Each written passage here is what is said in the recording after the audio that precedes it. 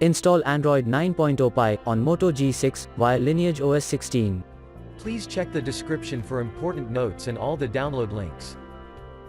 First download ROM and GApps packages, then transfer the downloaded files to the phone storage, link is in the description below.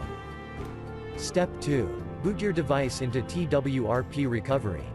Once in TWRP, click on Wipe, Advanced Wipe, and select the check boxes, as shown in the image, excluding internal storage. Step 4. Swipe the button to wipe the device. Step 5. Go back to the recovery main screen, and tap on the Install button. Step 6. Navigate to the storage, and select the ROM zip file. Step 7. Finally, swipe the button on the screen, to install ROM file. Step 8. Flash the GApps zip package, in the same manner.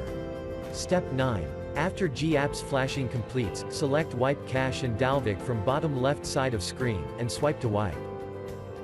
Step 10. When the flashing process is complete, hit Reboot System.